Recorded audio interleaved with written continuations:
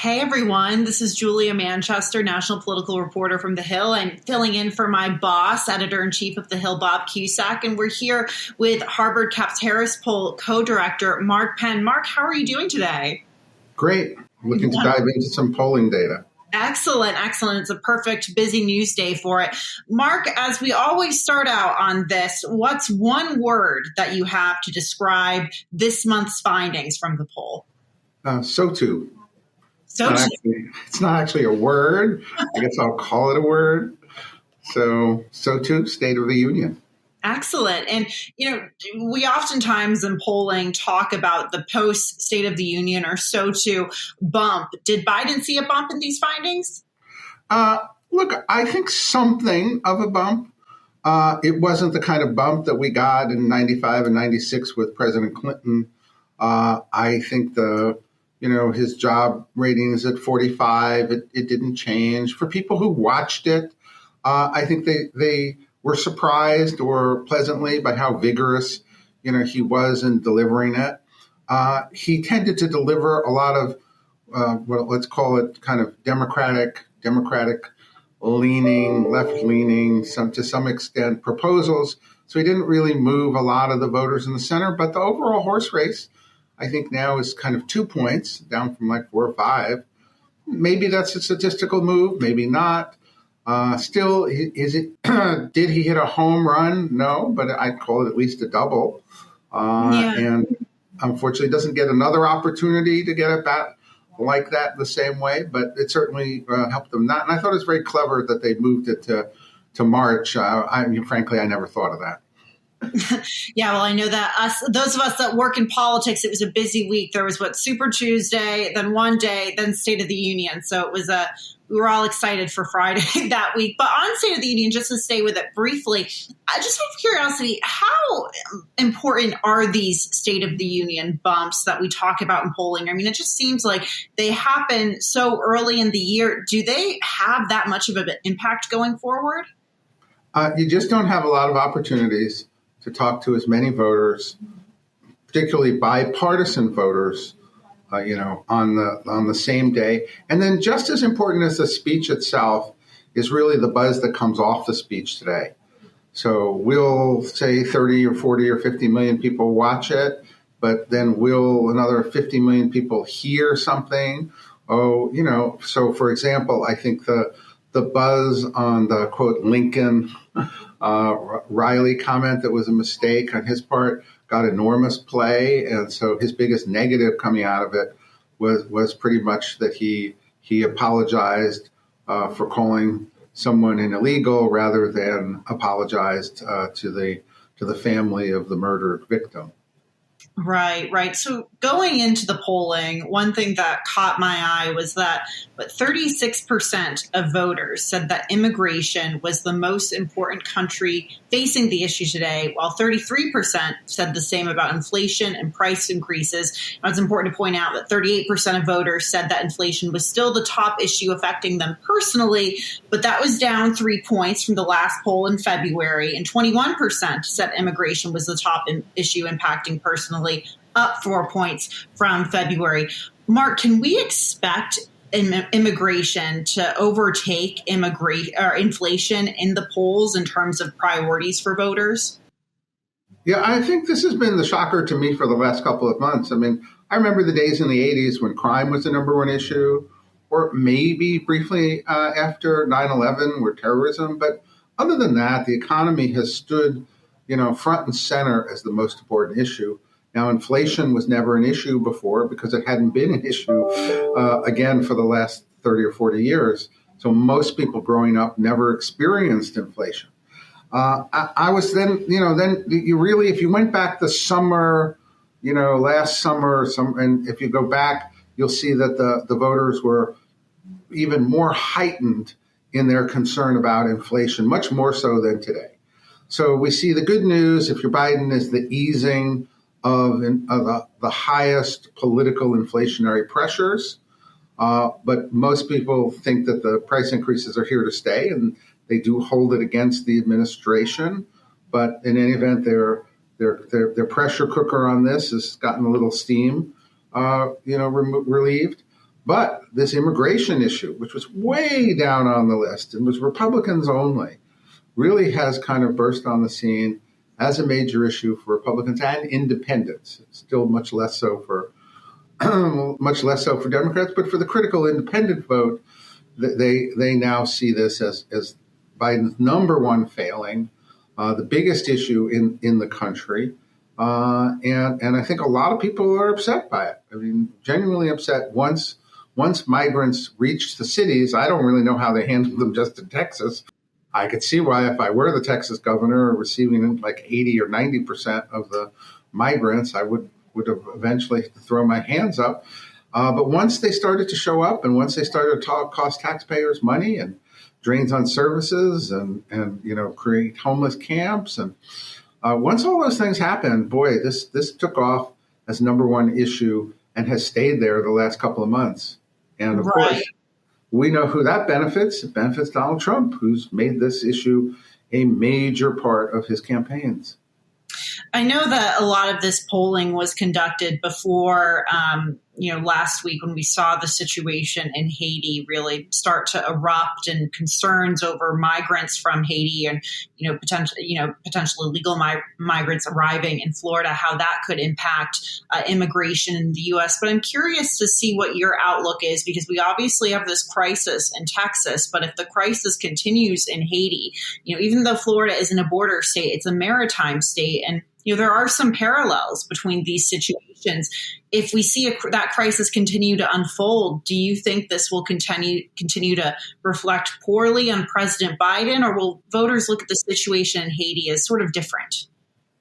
Well, I've had a lot of experience working in politics and so forth in the region, Latin America, not in Haiti, but certainly the Dominican Republic. And frankly, I continue to be surprised that the U.S. would allow 11 million people to fall under gang rule and do essentially nothing, not organize a multinational force and get in and stabilize the country. I think there's no question if this isn't stabilized soon, it is going to spur a huge kind of flotilla of immigrants from Haiti. I mean, it's an unlivable. There's 11 million people. I'm just in contrast, there are 2 million in Gaza. There are 11 million people near our shores in Haiti now thrown into, I think somebody named Barbecue now runs the country.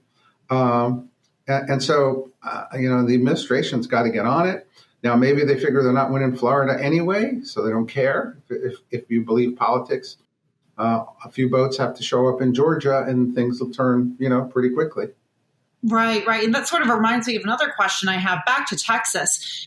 Last week there was this image, this footage of migrants just, flooding over these fences. I think they were sort of broken down, and you saw this, what looked like a stampede of people flooding over the border. And White House Press Secretary Karine Jean-Pierre was asked about this, and she sort of punted this and flipped this back on Governor Greg Abbott of Texas. Do you think that sort of response, kind of pushing this back on Abbott's plate, a Republican governor's plate, will voters buy that, or will they continue to blame the federal government for this?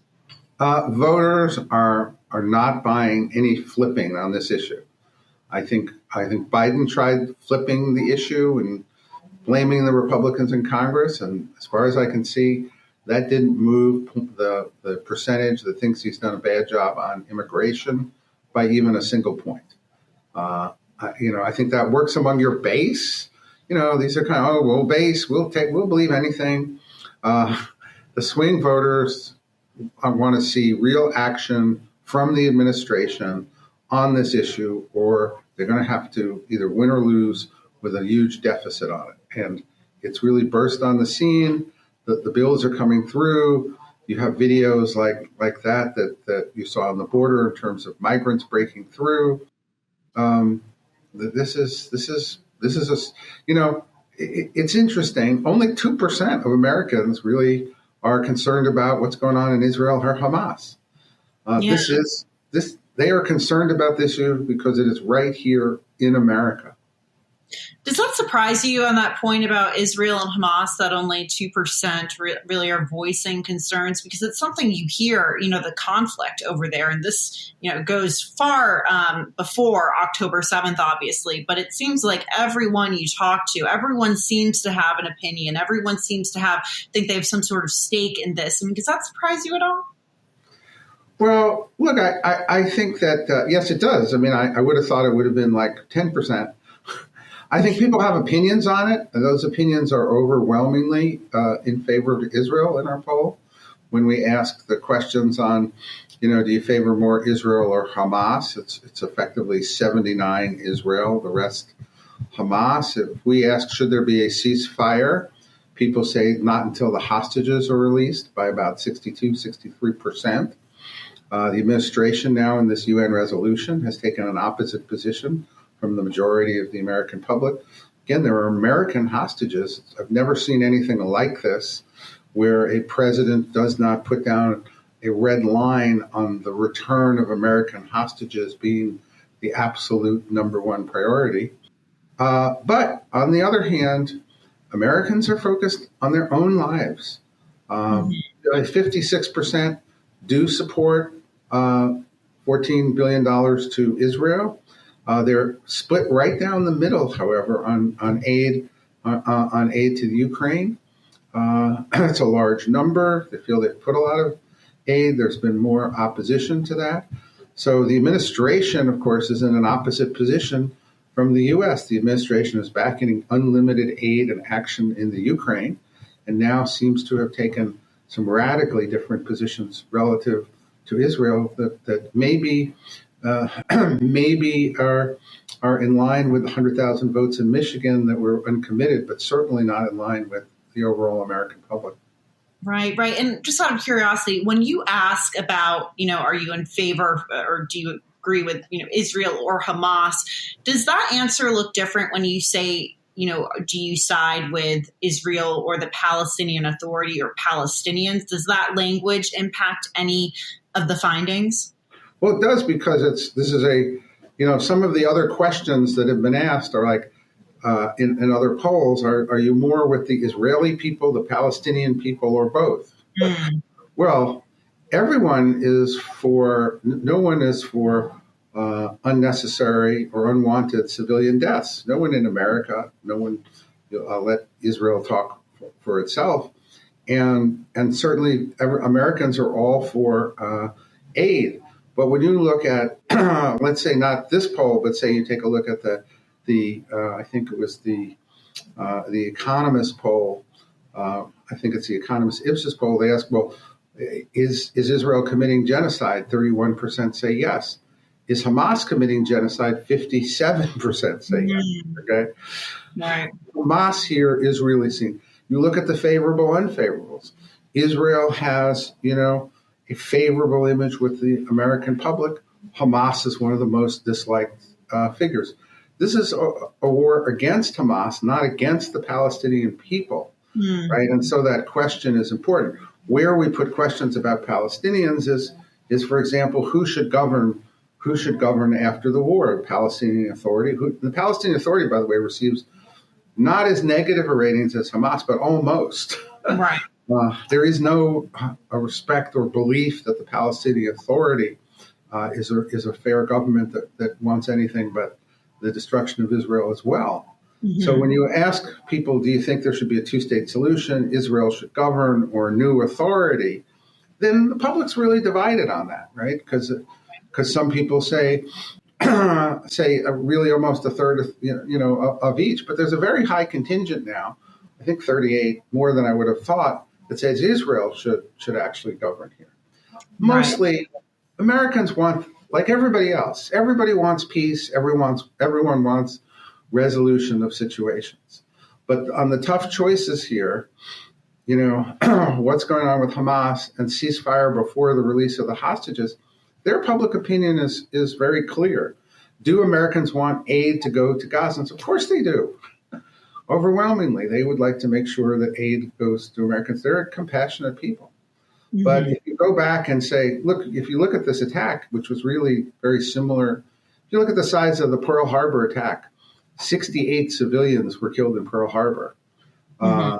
And about 2,000 military were killed. It's somewhere between 2,000 and 3,000 military, but only 68 civilians. 9/11, same thing, 2,000 and 3,000 civilians. Yeah. In Israel here, there's only 9 million people, right? Not 300 million. And to lose 1,200 in a terrorist attack, that is almost like 100 9/11s or Pearl Harbors. Right. And I can tell you the American language, if you go back to FDR's speech, he didn't say, we're going to send bread baskets to people in Tokyo. He said, we're going to defeat the enemy 100%, and we're going to make sure this never happens again. So there's a lot of complex issues here, obviously. There's a lot of different opinions. I do think when it comes to the polling, I think our polling is very clear on those two key strategic choices, but there is a lot of sympathy for those in Gaza to make sure they get a way out, to make sure they would be just as unhappy that Egypt doesn't allow more of those people to cross the border and that they receive proper aid. But on the other hand, the support for Israel to finish its military mission and to eliminate Hamas, I think, is underscored here by the by the growth of terrorist organizations here and around the world. Absolutely. Well, switching gears, there's been a lot of news today surrounding former President Trump's legal issues. It was announced that he will pay the $175 million bond in that civil fraud case, substantially lower than that, $467 million, I think it was originally.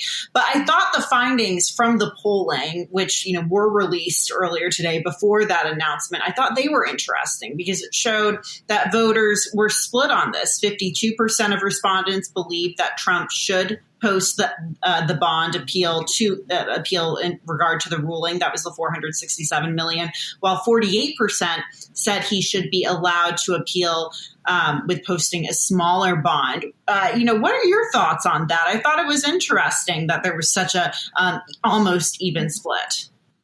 Yeah, I'm not so sure the voters quite fully understood all this thing with the bonds and whatnot. If you look overall through the polling, they mostly thought that lawfare is being committed against Trump. And on this issue, they think he's so rich or whatever. I'm not really clear. They were perfectly fine with, he should post the higher bond. So I think that's part of it, that he suffers from an image of claiming himself to be one of the richest people, which is the whole element of it. And then even a court, and I also think they have less understanding of that case. I think they understand the January 6 cases and the classified document cases to a greater extent than the two New York cases. Yeah, fact patterns are a lot more obscure. One question that I'm always asked is how will swing voters, respond to not only Trump's legal issues, but also, the Biden impeachment saga on Capitol Hill and the Hunter Biden saga. I mean, do you get the sense that these are really on swing voters' radars at this point, or will it continue to be sort of the conventional wisdom that the economy, immigration, these kitchen table issues continue to really push voters in terms of making their decisions? Well, this is really what's so interesting about when elections consist of throwing daggers back and forth. So at this point, I think a solid majority believe that Joe Biden was involved with his son's business in our poll, and they would even consider that, if true, to be an impeachable offense. And most people think that President Trump committed some crime of some kind. They're not sure that he'll be convicted of anything. So you have this kind of smell in the background here, and typically what happens is, and you saw, I think it happened in 2016, if both candidates fire at each other so much that a majority of the people like neither candidate, and then what happens is issues tend to dominate. That if I don't like either of these candidates, then the question becomes, which issues do I really care about? and then I'm going to actually cast my vote. So as surprising as it is, the more negative these campaigns become, the more actually the voters who decide will decide on the issues, not the negative campaigning. And I think that's going to be an interesting thing to see. Now, right now, Trump's favorable unfavorable is the highest I've ever seen it at 50-45. So he has been running a better campaign. He's been out there. I think this lawfare stuff has mostly backfired on them and trying to take him off the ballot. And it seems like he's just running the gauntlet of things put in his way just so the Americans can vote on him. And I think he's winning. He's winning that effort. And Joe Biden's numbers are also up somewhat. I mean, I had him lower. He's lower than Trump. 55% think Trump's did a good job as president, compared to 45% that think that Joe Biden has done a good job as president. But still, these are up from like 42, 43. So we're not going to have a love fest here, but at least you are getting each of them actually is getting a little bit more credibility as a candidate. Right. Well, interesting findings as always. Mark, we have a few minutes left. Is there anything else that I missed or anything else that you thought was interesting from the findings? Well, there's, I think it's interesting. We had some questions for the first time, or I think the second time maybe. What do you think was Joe Biden's greatest accomplishment? And interestingly, people said prescription drugs. Something that you don't hear about it. I think he brought it out to the State of the Union because he must have. And then when I said greatest negative, it used to be Afghanistan, and now it's the border. So I think, look, I think from a Biden perspective here, hopefully on his perspective, the economy will keep improving. Got to do something about immigration. You cannot let that issue sit there. Disappointed what you're doing with foreign policy, but it's not going to be, what determines a large number of votes either way, because Americans are focused on themselves more so than I think foreign affairs. And I think on the Trump side, he's running probably, 2020 was a terrible campaign. He's running a much better campaign. He consolidated Republicans. He got a lot of support. His favorables are higher than I've ever seen them. Bloodbath brouhaha didn't affect it. He has a very good issue in Michigan, which is a lot of workers may believe that they're going to be put out of jobs if EVs are made elsewhere, and so consequently, I think he got the better of the bloodbath exchange because it really highlighted the issue that I think will have played in Michigan. So look, this race is far from over. It's really close with a couple of points hanging in the balance. And I think this is when people just, begin from political junkies like you and me they're just going to have to really, really, really tune in here to what's happening and restrain from trying to predict the outcome one way or the other. Absolutely. It'll be a wild I can't believe it's only March. I think we should all buckle up. It's going to be a wild year. Mark Penn, thank you so much for joining me today. Thank you.